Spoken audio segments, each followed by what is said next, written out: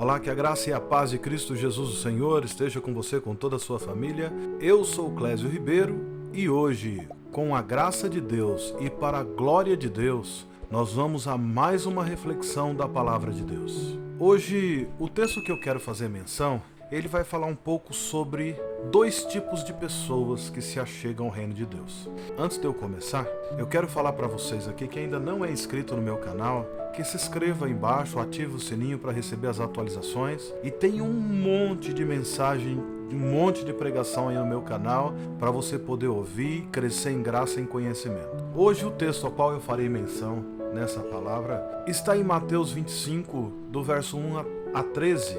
O texto diz assim: Portanto, o reino dos céus será semelhante a 10 virgens que pegaram suas candeias e saíram para encontrar-se com o noivo. 5 delas eram sábias, mas outras 5 eram inconsequentes ou imprudentes. As que eram inconsequentes ou imprudentes, ao pegarem suas candeias, não levaram óleo de reserva consigo. Entretanto, as prudentes levaram óleos em suas vasilhas, junto com suas candeias. O noivo demorou a chegar, e todas ficaram com sono e adormeceram. À meia-noite, ouve-se um grito: Eis que vem o noivo, saia ao seu encontro. Então, todas as virgens acordaram e foram preparar suas candeias. As insensatas recorreram-se às sábias: Dai-nos um pouco do vosso azeite, porque a nossa candeia está se apagando. Porém as sábias responderam: Não podemos, pois assim faltará, tanto para nós quanto para vós outras. Ide, portanto, aos que vendem e comprai-o. Mas saindo elas para comprar, chegou o noivo. As virgens que estavam preparadas entraram com ele para o banquete de núpcias,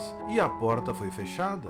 Mais tarde, todavia, chegaram as virgens imprudentes e clamaram: Senhor, Senhor, abra a porta para todas nós. Contudo, ele lhe respondeu: Com certeza vos afirmo que não vos conheço. Portanto, vigiai, pois não sabeis o dia, tampouco a hora em que o Filho do Homem chegará. Queridos, esse texto que eu escolhi para que a gente fizesse uma breve reflexão, e hoje eu tentarei ser bem mais rápido do que eu costumo ser, mas eu gostaria de ir direto ao ponto, para que a gente possa ter discernimento daquilo que Deus quer para as nossas vidas. Nós vivemos em meio a uma geração inteira de pessoas no nosso país que são religiosas. No nosso país é predominantemente religioso. Raramente a gente vê alguém que não tem religião alguma ou que se denominam ateus. A minha cidade é uma cidade extremamente religiosa. Tem muitos frequentadores de igrejas e demais outras religiões. Muitos que conhecem a palavra, que chegam até ser doutores. Tem gente comprometida com a verdade parcial da Escritura e não com a palavra de Deus como um todo. Infelizmente, isso tem sido uma grande realidade.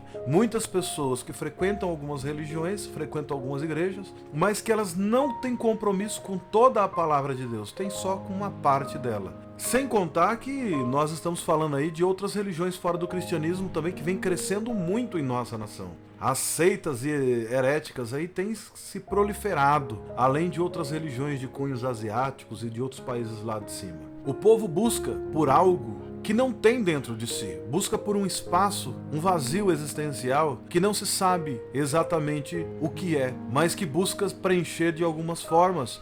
E nós, que somos cristãos, entendemos que o Espírito Santo ele consegue preencher esse vazio existencial e nos dá motivação para seguir sempre adiante. Em muitas dessas igrejas, a fé, ela é chamada a fé na fé, ou a fé na bênção. Tem pessoas que se achegam a Deus simplesmente pelo que ele possui, pelo que ele pode dar, e não pelo que ele é. Isso é um grande erro, que é a fé na bênção. A pessoa está mais interessada no que ela pode receber de Deus do que o que ela pode entregar a Deus. Nesse caso, a bênção se torna mais importante do que o próprio Deus, onde o amor a Deus é considerado apenas um detalhe e não a parte principal do culto racional que a pessoa tem que apresentar a Deus, como a plenitude do Evangelho. Muitas pessoas passam também a viver sobre uma graça barata. Muitos hoje chamam de super graça. Usam como base apenas o texto em que Deus é amor, que Deus amou o mundo de tal maneira, que deu seu Filho para todos aqueles que nele crê, não pereça a vida, mas tenha a vida eterna. Correto, Deus é amor. Deus mandou o seu único Filho para morrer por todos nós, pecadores, arrependidos. Deus ele não aceita, Jesus ele não aceita apenas simpatizantes. eles aceitam pecadores arrependidos. E pecadores arrependidos são aqueles que pecam, confessam seus pecados e deixam. Esses sim são os que são aceitos por Cristo Jesus e são reintegrados ao reino do Filho do seu amor. O primeiro mandamento é amar a Deus acima de todas as coisas. O princípio do Evangelho é o amor a Deus de forma plena. Se é que é possível a gente falar em amor que não seja na plenitude, né? No entanto, o amor a Deus tem que ser de forma total, plena. Quando Jesus começa a falar para os discípulos, já no final do seu ministério aqui na terra, ele diz para eles que nos últimos tempos se levantariam muitos falsos profetas que enganariam a muitos. E por multiplicar a iniquidade, o amor de muitas pessoas se esfriará, de quase todos. Aquele, porém, que perseverasse até o fim, esse sim é o que seria salvo. Está em Mateus 24, do verso 11 ao 13. A referência de um novo nascimento genuíno é o amor integral à palavra de Deus. Sem isso, não pode existir cristianismo de hipótese alguma. Para ser um cristão genuíno, nós precisamos necessariamente entender todo o contexto de que Cristo ensinou. Vemos, por exemplo, esclarecendo Jesus, o mais importante de todos os mandamentos é esse: ouve, ó Israel, o Senhor, o nosso Deus, é o único. Ele é o único Senhor. Amarás, portanto, o Senhor teu Deus de todo o teu coração, de toda a tua alma, de todo o teu entendimento, de toda a tua força. E o segundo é: amarás o teu próximo como a ti mesmo. Não existe qualquer outro mandamento maior que estes. Então o escriba exaltou a Jesus e disse: muito bem, mestre, estás absolutamente certo ao afirmares que Deus é único e que não existe outro que se compare a Ele, e que amar a Deus de todo o coração e de todo o entendimento e com todas as forças, bem como amar ao próximo como a si mesmo, é muito mais importante do que todos os sacrifícios e ofertas juntos. Jesus, por sua vez, vendo que o homem havia respondido com sabedoria, revelou-lhe: não estás distante do reino de Deus. E a partir disso, não havia mais ninguém que ousasse a lhe questionar coisa alguma. Cristo é o Senhor de Davi. No texto que eu acabo de mencionar, Jesus dá a certeza, a convicção de que o amor a Deus, de todo o coração, de toda a alma, de todo o entendimento, com todas as forças, de toda a forma, e que a partir disso o amor ao próximo seja como a ti mesmo. É necessário também aqui que a pessoa que ame a Deus de todo o coração, de todo o próximo, de toda a alma, de todo o entendimento, que ame também ao próximo como a ti mesmo. O grande problema é que nos dias atuais temos pessoas que não sabem sequer se amar. Da forma que ela não consegue amar a si própria, ela também tenta exportar esse amor para o outro. E não é possível, porque nem ela se ama. Vemos os casos das virgens. 5 delas não sabiam o que era o amor próprio, porque se elas se amassem, elas tinham sido prudentes e elas tinham comprado a quantidade certa de azeite. Nós temos vivido numa geração de pessoas que, embora tenham religiões, tenham vontades de estar próximo de Deus, elas têm errado de alguma forma. Como o próprio Cristo disse, talvez por ter se multiplicado a iniquidade, por ter tantos falsos profetas, as pessoas se perdem. Esse texto das virgens, a qual eu fiz menção, ele nos leva a entender que a igreja de Jesus que está à sua espera é como essas 10 virgens. E a cada um de nós é a igreja viva de Cristo Jesus. Então eu gostaria hoje de falar sobre que tipo de igreja que nós estamos sendo. Se nós somos cristãos qualificados para encontrar com Deus, ou se nós somos cristãos desqualificados que não vão encontrar com Deus, que são as virgens nécias.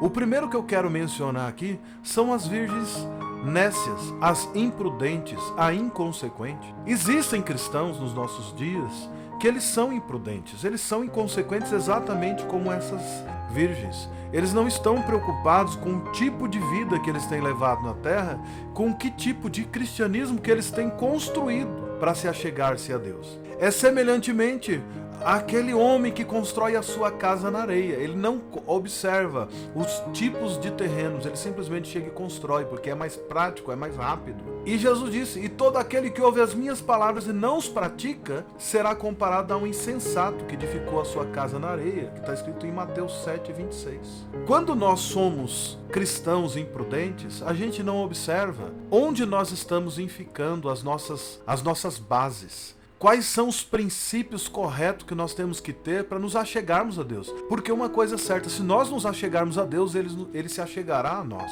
Isso é Bíblia. O cristão imprudente é aquele que ouve a palavra, mas ele não coloca em prática. Ele ouve que deve ter um casamento abençoado por Deus, mas na primeira oportunidade ele humilha a esposa, humilha os filhos. E seu casamento parece mais um campo de batalha do que um jardim regado e plantado pelo Senhor. Não se edifica relacionamento dentro de casa, mas simplesmente trata com total brutalidade e ainda acha que desse jeito é possível servir a Deus. Quem não cuida sequer da própria família, como pode cuidar das coisas do reino de Deus?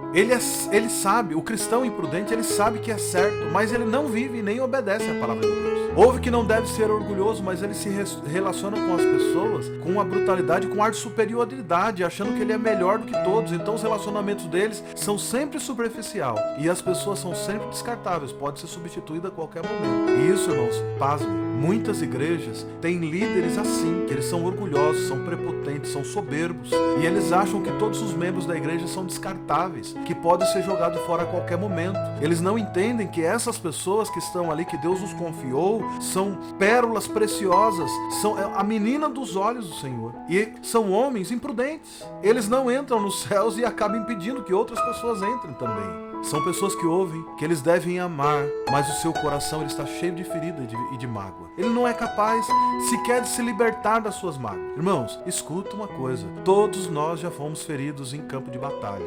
Todos nós já fomos feridos, todos nós que nos achegamos a Cristo. Fomos feridos por amigos, fomos feridos por parentes, fomos feridos por colegas de trabalho, fomos feridos por amigos da infância, por todas as épocas da vida nós somos. Porque a Bíblia nos diz no livro de Provérbios, assim como ferro afia o ferro, assim homens afiam homens. Nós precisamos passar por momentos difíceis na vida para que a gente possa crescer e aprender também a desapegar de algumas coisas. O cristão insensato, o cristão imprudente, o nécio, a palavra que está na boca dele sempre é a mentira. A pessoa que está sempre pronto a inventar alguma história, a contar alguma mentira e a se vangloriar de coisas que ele não fez.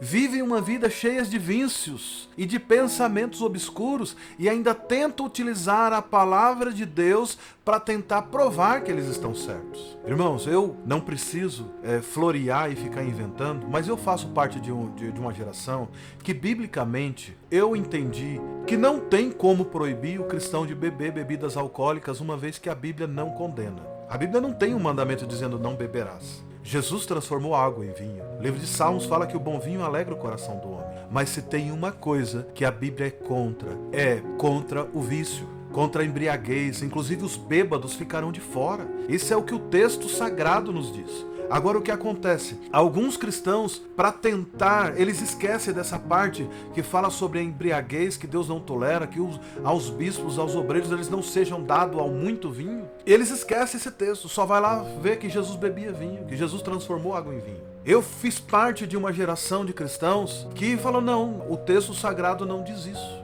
Mas no meu entendimento, qualquer pessoa que tem domínio próprio possa fazer. Mas eu tenho 41 anos de idade e até hoje eu não consegui encontrar ninguém que conseguisse ter domínio próprio. Inclusive eu, em dados momentos da minha vida, eu deixei me levar. Em momentos que eu estava longe do centro da vontade de Deus e que eu passei por momentos difíceis na minha vida, eu fui recorrer a esse item que eu achava que eu tinha domínio próprio. Eu descobri que eu, como todos os outros, nós não tínhamos. E a partir dali eu decidi novamente viver uma vida cheia do Espírito Santo e nunca mais procurei caminhar por esse caminho. Mas o cristão insensato, ele acha que ele pode tudo. Não, mas Jesus morreu por mim e a graça de Deus. A graça de Deus, irmão, ela te cobra que você devolva a sua vida como um sacrifício santo, vivo e agradável a Deus, que é o seu culto racional. Ela te cobra que você seja exemplo para todas as pessoas, porque você é aquela pessoa que se arrependeu e deixou, e quem se arrepende e deixa encontra misericórdia.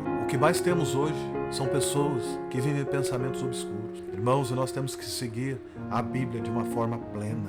Tenho ouvido relatos de líderes dentro da igreja que têm se perdido porque têm se afastado da palavra de Deus, porque têm se afastado dos cultos de oração, porque têm se afastado da busca do Espírito Santo, porque para eles já se tornaram doutores da palavra de Deus. Eles acham que não precisam mais, mas a grande verdade, irmãos, que todos nós somos pobre, pecador, nu, nós somos carentes da graça e da misericórdia de Deus, e se em todo o tempo nós não tivermos com as nossas lâmpadas cheias do azeite, esse fogo vai se apagar, o noivo virá e nós poderemos ficar de fora se nós não reconhecermos que nós somos pobres, miseráveis, pecador e nu. Tenho muitos amigos, muitos conhecidos cristãos, porque eu nasci no berço evangélico. E por muitas vezes eu vi homens que perderam o óleo da unção, que eles não carregaram a sua lâmpada e eles se perderam em meio a vícios, a pensamentos e a ações pecaminosas. E pecados cada vez mais difícil. Por isso que Jesus diz, por se multiplicar a iniquidade, o amor de muitos esfriaria. O amor deles se apagaram. Por quê? Porque não tinha o azeite, que é o óleo do Espírito Santo. Irmãos, o cristão insensato, ele sabe o que é certo, mas ele não vive e muito menos obedece à palavra de Deus. Ouve que não deve ser orgulhoso, mas se relaciona com as pessoas de uma forma superficial. Ele ouve que deve amar, mas o seu coração está cheio de mágoas, ele não dá espaço. Vive com a vida cheia de mentiras, cheia de vícios, cheia de pensamento obscuro, e ele nunca se arrepende. Esse é o nécio. E eu estou dizendo que tem pastores assim, mas tem membros que acabaram de se converter e que também estão vivendo a mesma situação.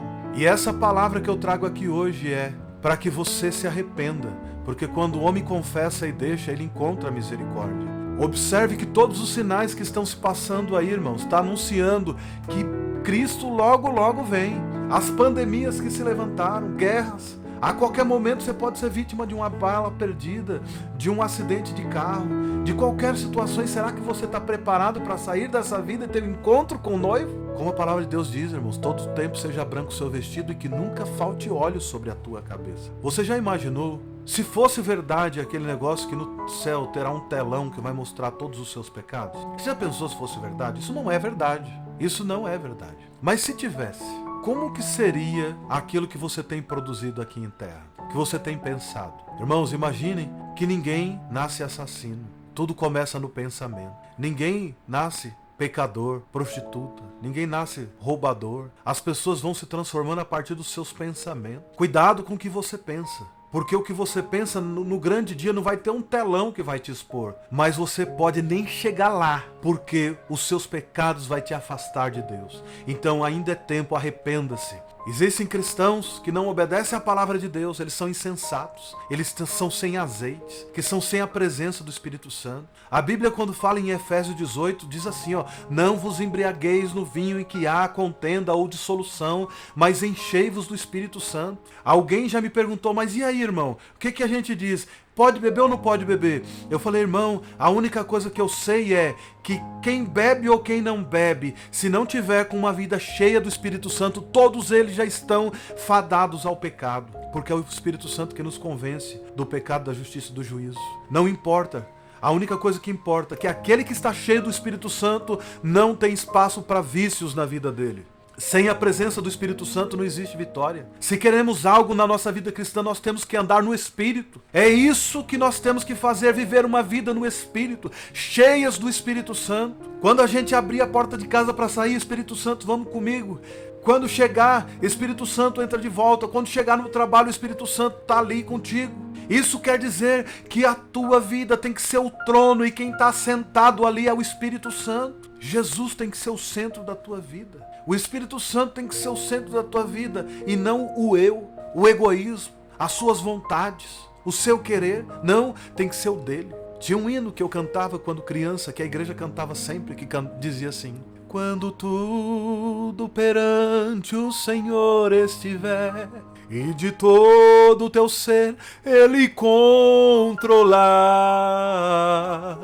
só então há de ver que o Senhor tem poder quando tudo deixares no altar. Queridos, você tem que pôr uma coisa na tua cabeça. Quando o Senhor controlar toda a tua vida, toda a tua história, no seu deitar, no seu levantar, de todas as suas ações, você não vai ter espaço para o seu eu. Vai sim ter espaço simplesmente para o agir do Espírito Santo na tua vida.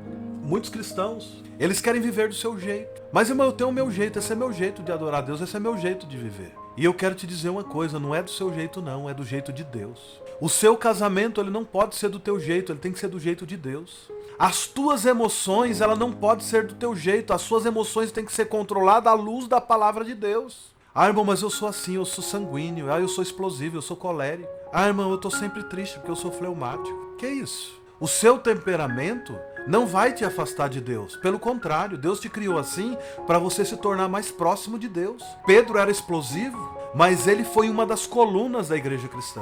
Pedro era explosivo, mas ele, quando foi amassado, ele se tornou um grande homem de Deus. Deus usou esse ar dele que ele tinha de impetulância, de querer fazer as coisas, e ele andou sobre as águas, e as sombras dele curava. O único sermão de Pedro, 3.000 pessoas se converteu, 5.000 pessoas se converteu. Ele teve coragem de olhar para o povo e falar: se arrependa dos seus pecados e seja batizado em nome de Jesus. O seu temperamento, a sua emoção não pode te afastar de Deus, tem que te unir a Ele, porque foi Ele que te criou. Mas eu te digo uma coisa, sem o Espírito Santo é como querer que um carro ande sem combustível. Você pode andar com um carro sem combustível se você empurrar, mas é muito difícil. Vai chegar uma hora que não faz sentido você gastar tanta energia para você empurrar o carro. Você precisa de um motor, você precisa de um combustível certo. Se for só na base da força pessoal, isso só vai causar cansaço e frustração. Mas agora, para uma vida cheia do Espírito Santo, que é o óleo da unção, que você estiver cheio com o combustível certo, você vai andar de glória em glória, de vitória em vitória. O mundo vai ver que há diferença entre quem serve a Deus e quem não serve. Porque as pessoas que não servem a Deus, elas não têm coragem de dizer: olhai para mim, sereis salvos, ó todos os moradores da terra. Elas vão dizer: olhe para Jesus. Claro que todos nós temos que olhar para Jesus, é óbvio. Mas a maior expressão do cristianismo aqui na terra somos nós. Nós somos pecadores mesmo, mas nós somos pecadores que se arrependem. Todo homem que confessa e deixa, a misericórdia alcança. E se eu pecar novamente, Jesus vai perdoar. Assim como ele disse para Pedro: Pedro, não é só 7 vezes, é 70 vezes 7. Jesus vai nos perdoar da mesma forma, irmão. Mas Jesus, ele perdoa pecadores arrependidos. Ele não perdoa pecadores simpatizantes. Jesus aceita o pecador, mas o pecador arrependido, porque aquele que se arrepende e deixa, a misericórdia alcança. Você, quando tiver uma vida cheia do Espírito Santo, você terá uma força incrível. Você terá uma força que nem você mesmo vai se reconhecer.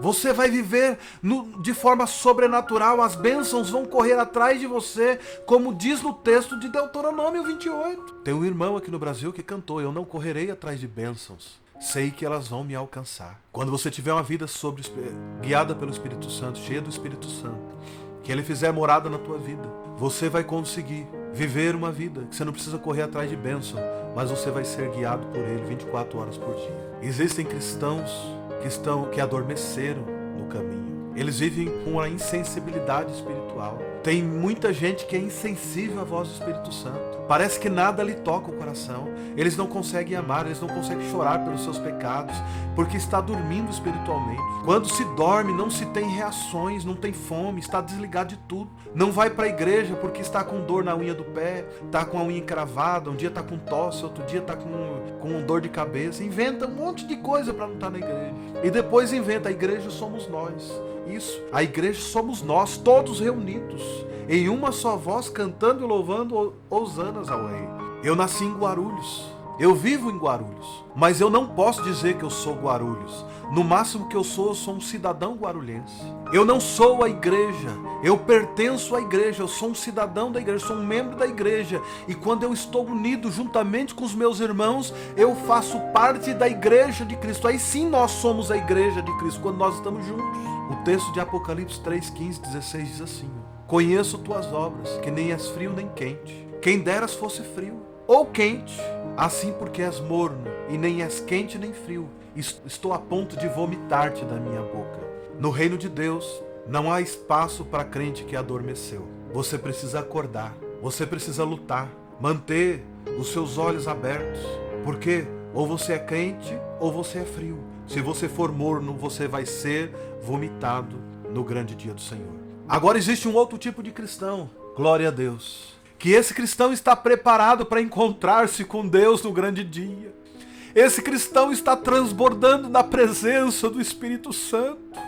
Como o texto que eu li, as virgens que estavam com o seu azeite transbordando nas vasilhas, quando elas ouvem o barulho e diz: o noivo chegou, apressa-te. Elas simplesmente colocaram-se de pé com seu azeite, caminharam e foram e entraram na festa que estava preparada para elas. O cristão verdadeiro está transbordando do amor de Cristo. E a sua vida é uma vida que ele é usado para a glória de Deus, porque ele se contenta com pouco ou com muito. Ele sabe passar por dificuldades, ele sabe passar por bonança, e ele sabe que em todas as coisas ele é mais do que vencedor por Cristo Jesus. Ele pode passar por dificuldade, ele pode passar por doença, ele pode passar por crises existenciais, mas ele sabe que maior é quem está aí conosco do que quem está no mundo.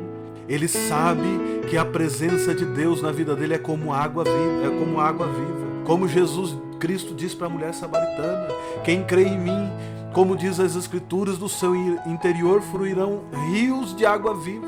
Está em João 7,38. O cristão que é cheio do Espírito Santo, ele é aquele que maneja bem a palavra da verdade. Ele é aquele que não tem do que se envergonhar. Ele é aquele que ele está incluso nos todos os padrões que Jesus deixou aqui na terra. Ele é aquele que se doa pelo outro. Ele é aquele que perdoa. Ele é aquele que não tem tempo difícil para ele, que em tudo ele está disposto a cumprir com a vontade de Deus. Como o apóstolo Paulo, que no grande dia ele leu: eu já estou disposto a entregar o meu corpo como libação. Ele vai e fala que ele sabia que estava indo para Roma para entregar a sua vida, mas que ele iria deixar o seu nome na história. E ele, num dado momento, ele diz: eu combati o bom combate, eu acabei a carreira, mas eu guardei a fé. O cristão verdadeiro, o cristão genuíno, é aquele que conhece a palavra de Deus, é aquele que medita na sua palavra de dia e de noite. O cristão verdadeiro é aquele que está relacionado no Salmo 1, que diz: bem-aventurado é o varão que não anda segundo o conselho dos ímpios, não se detém no caminho dos pecadores, não se assenta na roda dos escarnecedores. Antes ele tem o prazer na lei do Senhor, nessa lei medita de dia e de noite, porque ele será como a árvore plantada junto aos ribeiros de águas, que dará fruto na estação certa. Queridos, o cristão genuíno, verdadeiro, é aquele que tem amor e está na palavra de Deus, que ele ama estar nos cultos, ele ama em pregar a palavra de Deus, ele ama em louvar a Deus. Quando fala vamos se colocar de pé para adorar a Deus, ele é o primeiro a levantar, ele é aquele que se dobra perante a presença de Deus. Eu tenho visto nos dias de hoje crentes que não têm coragem sequer de dobrar os joelhos para orar. Não tem nada de errado em se prostrar perante as presenças de Deus. Ainda existem homens e mulheres que colocam o rosto em terra. Existem ainda homens e mulheres que não se dobraram a Baal, mas perante Deus eles até se prostram, eles deitam no chão, perante a grandeza do Senhor, porque eles sabem que eles não são nada, são pó, são cinza. Nós somos do barro que sobrou, nós somos o resto. Deus amou tudo que fez, amou também o homem, mas nós somos o último da criação de Deus. Nós somos o que há de caído. Então nós precisamos reconhecer os nossos pecados a cada dia. Nós precisamos fazer como Jesus falou, tomar a nossa cruz todos os dias e seguir. Porque isso é uma questão de dignidade. Nós temos que ser dignos da cruz. Nós temos que aprender de Cristo e ser mansos e humildes de coração. Nós temos que viver uma vida conforme Cristo viveu, conforme os apóstolos viveram depois deles. Nós podemos viver o sobrenatural de Deus aqui na terra. Nós podemos fazer os milagres que os apóstolos fizeram. Porque diferentemente do que algumas pessoas andam pregando aí, que os milagres foram só para aquele tempo, Jesus disse: aqueles que creem em mim farão as obras que eu faço e farão maiores ainda. Vós que sois maus, quando os seus filhos pedem boas coisas, vocês sabem dar boas dádivas a vocês. Quem dirá o nosso Pai Celestial dará a vocês o Espírito Santo. Então pede a Ele o Espírito Santo que Ele te dá. Quando Jesus disse: ide por todo mundo, pregar o Evangelho a toda criatura, quem crer e for batizado será salvo, e quem não crer será condenado. Os sinais seguirão os que creem, mas o sinal só segue aos que creem, mas os que creem que têm uma vida cheia do Espírito Santo. Escolha viver uma vida cheia do Espírito Santo. Encha a sua botija de azeite. Em todo tempo seja branco os seus vestidos e nunca falte óleo sobre a tua cabeça. Deus tem coisas grandes a realizar ainda nessa geração e precisa de mim, precisa de você, precisa de homens e mulheres que estejam dispostos a entregar a sua vida a Deus. Talvez você que está me ouvindo nesse momento tenha sido como essas virgens loucas, nécias, imprudentes, que esqueceram durante a tua caminhada cristã de encher as suas lâmpadas com azeite. E hoje eu quero te fazer um convite, porque ainda há tempo. O Espírito Santo do Senhor ainda está aqui, ele ainda pode te usar, ele ainda pode te remir, ele ainda pode encher a tua vida com o Espírito Santo. Ele ainda pode te encher. E você vivendo uma vida cheia do Espírito Santo, a sua carreira vai ser maior. Você vai voltar a ter prazer pela tua vida. Você vai ter prazer em estar cultuando a Deus. Você vai ter prazer em estar adorando o Senhor. Você não vai mais ligar para as tribulações que se levantam. Você vai vencer as tribulações, porque a tua vida vai ser de glória em glória, de vitória em vitória. E para ter vitória tem que ter luta. Agora eu quero te fazer uma pergunta. Que tipo de cristão que você é? O cristão carnal ou cristão espiritual? Se você tem levado uma vida mais ou menos, se você tem vivido um cristianismo só de aparência, de trocas com Deus, sem arrependimento, sem compromisso em ganhar esta geração, sem peso pelo perdido, você vive um cristianismo, só vai no culto e volta para casa. Eu quero te fazer um convite, volte atrás. Ainda há tempo de recomeçar. Faça como os irmãos da igreja de Éfeso, que quando a palavra do apóstolo chega para ele, que Jesus manda ele falar: eu tenho contra ti que abandonaste o primeiro amor. Observe aonde errou, volta, arrependa-se e volta tudo de novo. Deus quer contar com você nessa geração, mas sem arrependimento, sem compromisso, você não vai conseguir ir a lugar nenhum. Para ganhar essa geração, você precisa ter amor pelo perdido. Você precisa de um cristianismo que vai além do culto. Você vai ter que voltar para a prática da leitura bíblica diária na tua casa. Você vai ter que voltar para a oração, sem joelho no chão. Você não vai conseguir voltar-se a Deus. Precisa de arrependimento, precisa de transformação, para que nós possamos no grande dia participar das bodas do Cordeiro. Isso é o que a palavra de Deus nos diz. Ao que vencer, dar-lhe-ei sentar-se comigo no meu trono, assim como eu também venci e me sentei com meu Pai no meu trono, assim vós estarás também. Nós vivemos um cristianismo para isso. Eu quero te convidar a viver uma vida assim. Ainda há tempo, e o tempo é hoje. Mude a tua vida. Entregue a tua vida ao Senhor, confia nele que ele tudo fará. Que Deus tenha misericórdia de nós. Amém.